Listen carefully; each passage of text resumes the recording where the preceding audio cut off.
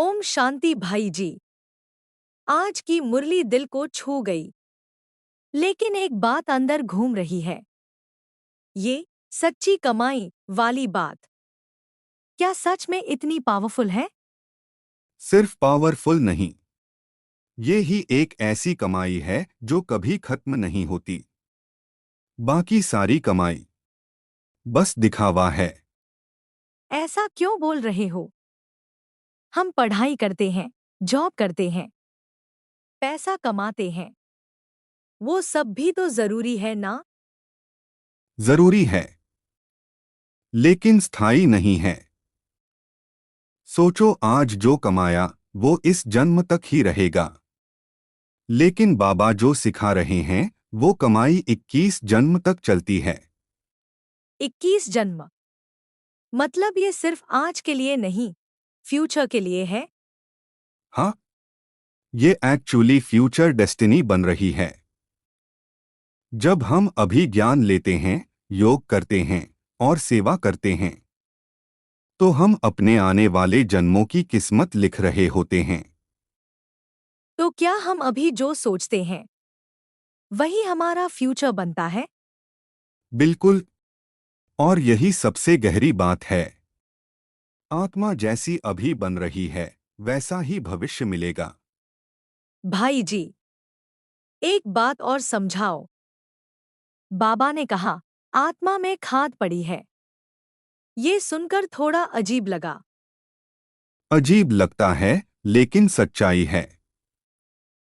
खाद मतलब काम, क्रोध, लोभ, मोह, अहंकार।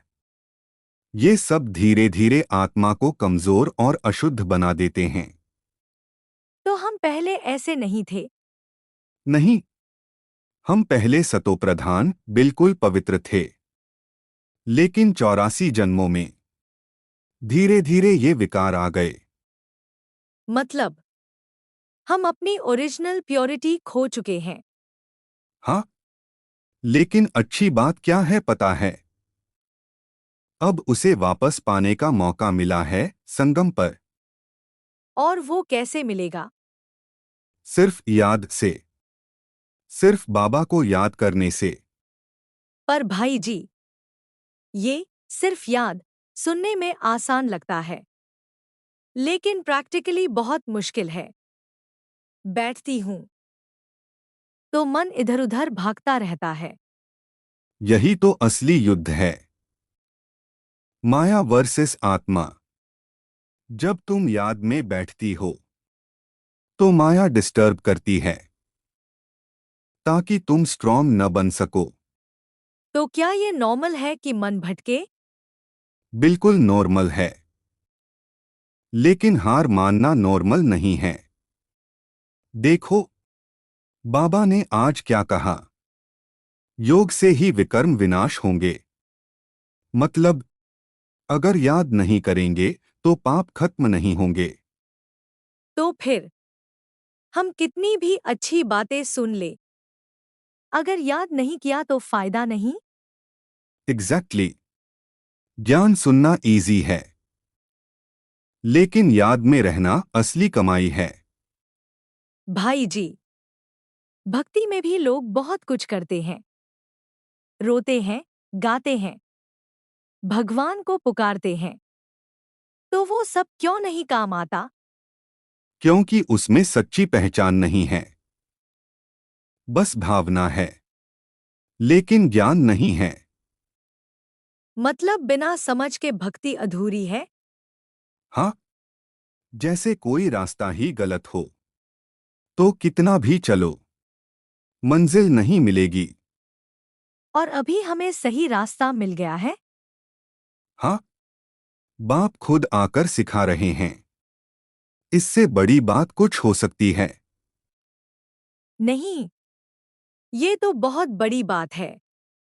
और इसीलिए बाबा कहते हैं, बाप और वर्षे को याद करो। बस यही मेन है। और रूहानी सेवा? वो इस कमाई को और बढ़ा देती है। जब हम दूसरों को भी ये रास्ता दिखाते हैं तो हमारी खुद की स्थिति भी स्ट्रांग होती है। मतलब हम सिर्फ खुद के लिए नहीं, दूसरों के लिए भी जिम्मेदार हैं।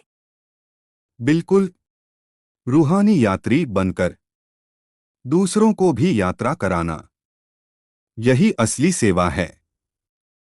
भाई जी, सच बताऊं, पहले मुझे ये सब थोड़ा डिफिकल्ट लगता था, लेकिन आज समझ में आ रहा है ये लाइफ कितना प्रेशियस है। हाँ, बाबा ने भी कहा, ये जीवन बहुत अमूल्य है। अगर अभी मिस कर दिया तो फिर पूरा साइकिल वेट करना पड़ेगा। अब एक चीज क्लियर है, मुझे ये कमाई करनी है, सीरियसली। बस यही डिसीजन चाहिए था। बाकी बाबा खुद मदद करेंगे।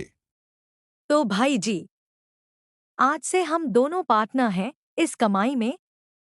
पार्टनर नहीं, सहयोगी आत्माएं।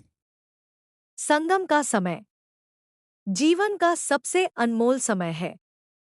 यहाँ की गई सच्ची कमाई सिर्फ आज नहीं, 21 जन्म तक साथ चलती है। तो आज से बाप को याद करें और अपनी आत्मा को फिर से पावन बनाएं। ओम शांति।